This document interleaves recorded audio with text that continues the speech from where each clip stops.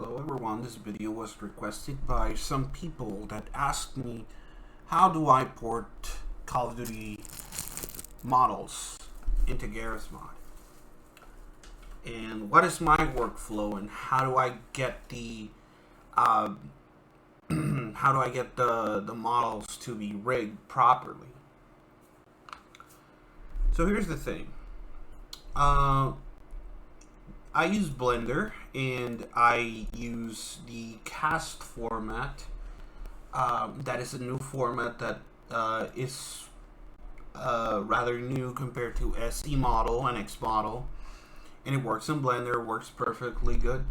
I have had no problems with it for a minute. The one thing is that you're gonna need a beta or test version of Greyhound before you can start, because this is the only version that has proper export of cast that isn't broken. Before this, cast exports would be broken and animations would not align properly. But I'll put this version of Greyhound in the description, and just so we're clear on how I get the assets, you need to have a commercial copy. You need to have a legit copy from Steam of the Call of Duty games, from COD 4 all the way over to, I think the last supported game was Modern Warfare 3 2023. And you're going to want to have the cast plugin for Blender. And this is going to be here. You're going to go to releases and you're going to download the Blender version of the plugin, and you're going to install it like any other Blender plugin. I'm going to assume that you already have the tools for Source Engine on Blender, because this was particularly a request for how to do it for Gmod. And we're just gonna go through the Blender part, because this is probably the most important part. If you already have experience with getting like models decompiled and compiled for Blender, you probably already have experience with QC information. But I'll try to get into that a little bit, because I do have a particular I do have particular settings for that, based on the QCs that I have. So let's start with the settings that I have for this. This is probably the most important things that you're gonna want to get from Blender are the models, animations, and sounds. Some games, Black Ops 1, Black Ops 2, they don't let you extract the sound directly from the game. With Greyhound, you need another application to do this. And currently, I'm not sure exactly which one it was, but you basically, models, animations is the main thing that you want. Take a look at these model export settings, because this is what I use. The only export format that you're going to want for models are cast, because currently nothing else works for Blender for rigging it particularly. And you're going to want to export the images with the models, and you're going to want to export images into material folders, because that'll get you a better organization.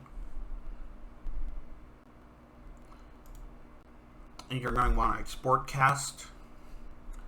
That's, like I said, it's the only animation format that you need is cast. You're going to want to export your images in whichever way you see fit. I think this is mostly personal preference. I've been using PNG. It's been working perfectly fine for me.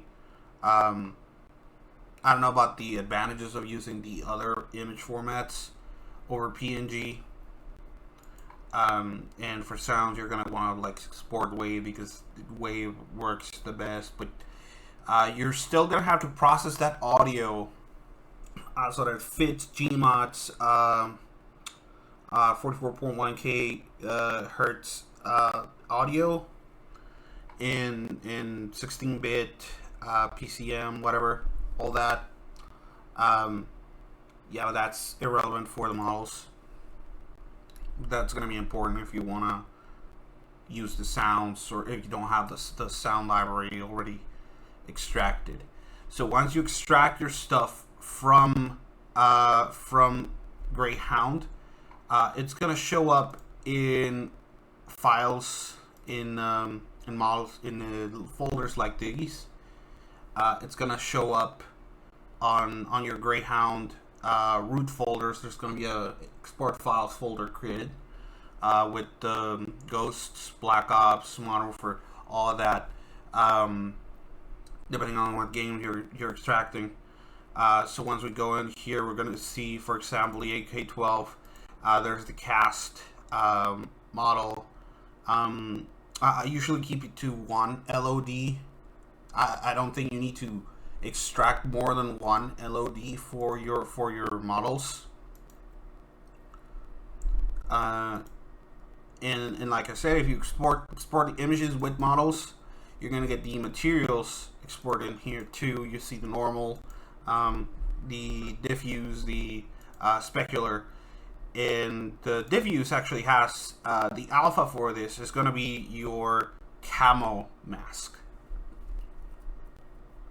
So once we've looked at this, just to have an idea of where everything is, we're gonna go back to Blender, and we're gonna import a model. I was testing this just to make sure, but here's the AK-12. As you can see, if we go to material preview or rendered, we're already gonna have the materials available for us to just take a look at how they're looking in the gun in real time in Blender, and how you may need to get them to look in game. As you can see, this one has a spare magazine and everything. So what I like to do is I pull out the skeleton from the collection, and here we go. Here we have the whole skeleton. Usually the one bone that will be at the center of everything and the origin point for the skeleton is J gun.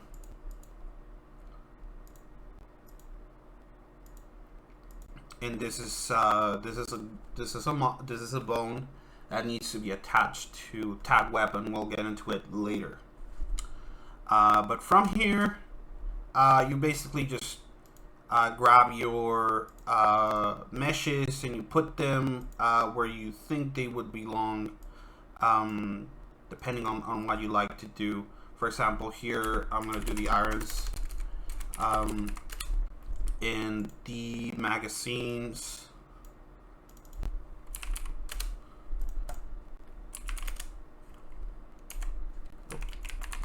Let's call this the spare mag, because this is going to be a magazine that appears only during the reload, and we're going to have to hide it using body groups and Lua and all that to make sure that it doesn't show up in first person, or at least create a world model variant for this without that spare mag.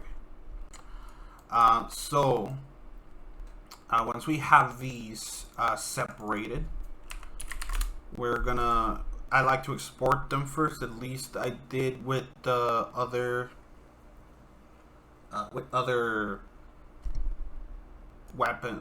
games, because in other games, in Black Ops 1 and Modern Warfare 2, COD 4, World of War, there would be the models for the attachments in the model of the gun. They would be included, probably deactivated when you are using them in game, depending on what you have attached on your weapon at the moment. But here we're gonna find, for example, tag maul. This is for the shotgun attachment. Tag grenade launcher. This is for the grenade launcher attachment. What I just found from a little bit of testing was that the AK-12 uses the grenade launcher that every other gun uses in this game. Basically, there's only one grenade launcher attachment. This is the FN40 GL. So what we need to do right now with this, because we have the location of the bones, we need to get the collection of the bones so that we can align the skeleton for the grenade launcher on here.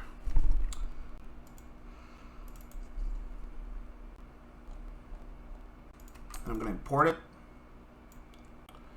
and we're gonna go to the grenade launcher, and if we just move the skeleton, we should be able to move the meshes as well. So press G. I like to press C just to have a vertical thing going on. It doesn't move the Y.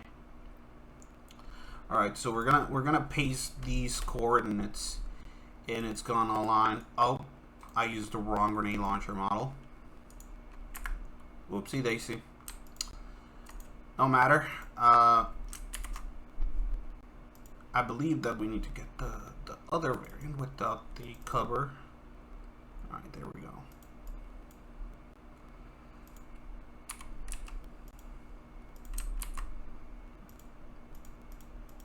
And I find Windows 10's clipboard very useful for this because it can store some recent information there that you need. So once we move it, we just apply all transforms. We apply transforms for everything else as well, just to make sure that it stays there. Now,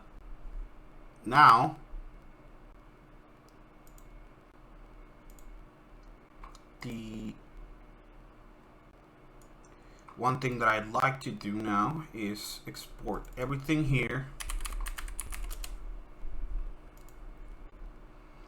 We're gonna have to export it to the ghosts, and this is at least how I like to organize my stuff. But the ghosts AK-12, and we're gonna export all this stuff.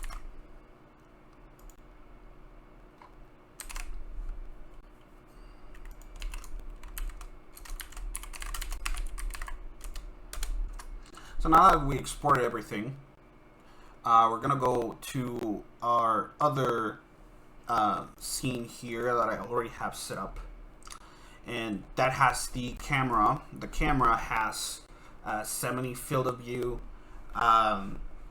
That's been enough for me at least, and it helps with some of the, like, at least it's a middle ground between 90, which is probably the better one, the better field of view to use on older COD games, and like 50 something, because that is the field of view that they were using at the time for consoles and everything.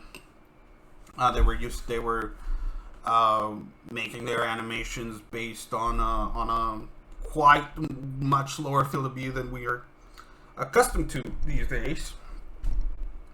And here are the positions for the camera so that it's in the correct orientation, so that we can have it as the origin for everything that's going to happen. So we're gonna bring in the models, and here is the AK-12, but we're gonna bring in this thing first. You might not understand why right now, but we're gonna bring it in. We're going to bring in the AK-12 and its parts separately. So now we're gonna edit this skeleton because now the two skeletons are joined, because that's just what happens with these. But we'll just have to edit the skeleton, and this skeleton has taken the the one that existed on the AK before. So we're gonna have to parent it back to JGun and keep offset. Okay. So now, might surprise you, but we had to move all this. We had to move all this just like we did for the grenade launcher earlier. We need to move all this. We need to bring in the hands. This gun is not particularly aligned with the tag weapon right now. The origin for the gun is somewhere else. So I already have a working set of hands that I extracted from Black Ops 1, and this has worked with COD 4, with Modern Warfare 2, World of War, Black Ops 1, Modern Warfare 3, Ghosts, because they all use the same rig. So I'm going to export this arms model, where you're going to notice, yeah, the gun is up here. Where you're going to notice the J gun still here. There's no equivalent here, because the tag weapon is where that would be attached. J gun. We need to parent J gun to there, but first, it's easier if I just select this and I select its children, and I move it to where J gun is, and I have more or less the feeling of where that is now, based on all the time that I've been doing this. So I do 26.725 and minus 20.65. It's approximate, like barely any different to where tag weapon would be. So we're gonna now parent J-gun to tag weapon. So as you can see, we cannot even see tag weapon.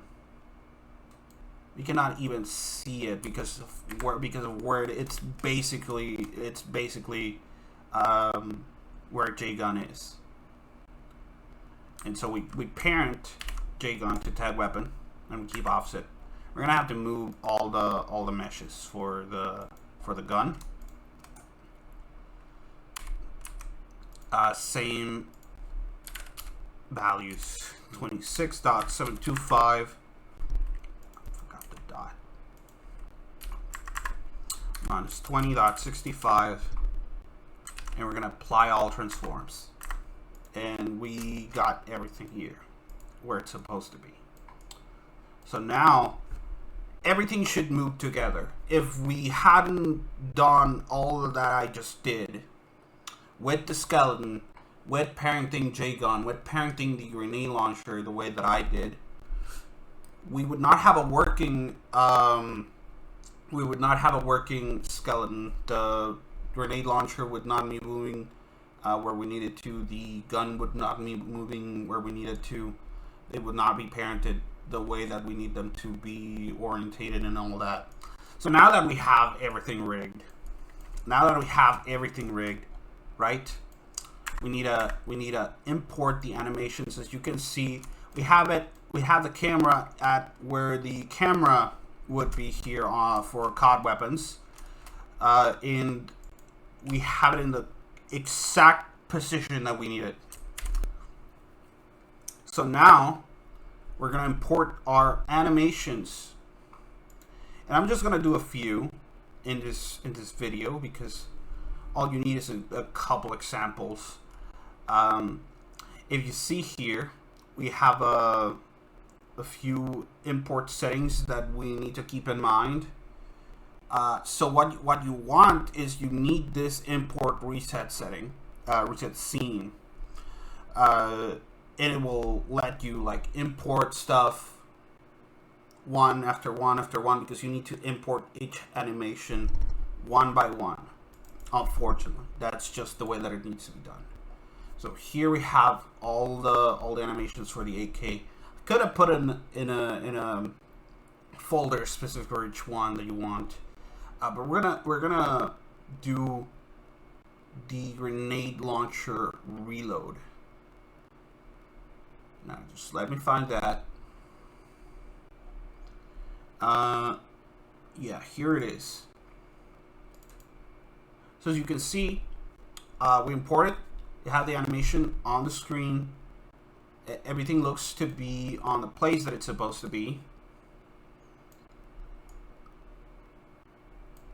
So now we just move the animation, and there we go. It's an ugly animation. That's not how FM4GL reloads in real life.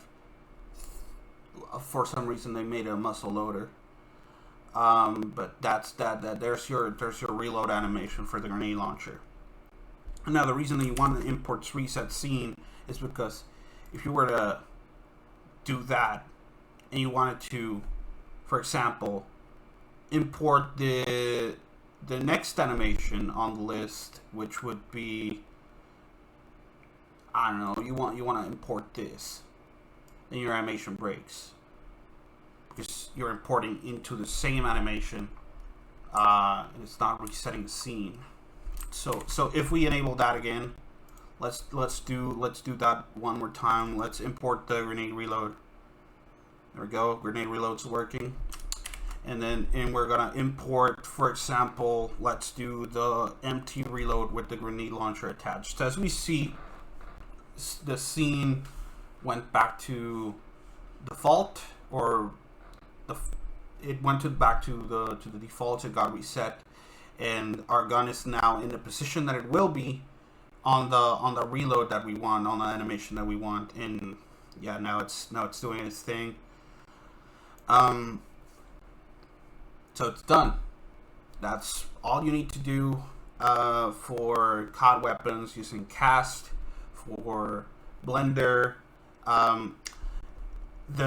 Just a couple of things, like I mentioned, at least in my experience with Blender and all that. When you go to for example here, and this is an example of a gun. I have the QCI here, and I have the QC file for the weapon. So the QCI, you probably can get them pretty easily if you're a little resourceful. But I particularly have to employ this scale and origin to rotate the model so that it aligns with the screen. And I use that scale because that's about the size that the Call of Duty models need to be to work in Gmod properly. Otherwise, your rig will be stretched out and stuff. That's the scale that I found that works the best with the methods that I use with my workflow. Otherwise, your gun will be oversized, and your first person animations, you'll see a bunch of basically stretched hands or like overly big hands. But this allows you to have a perfectly functioning model inside of Garry's Mod. And basically that should be all. That's just that's probably what you need to have to get everything working once you compile it, so that when you compile it, it works. That would be all. And if you have anything else that you need to take a look at, I'd be glad to help out with that as well.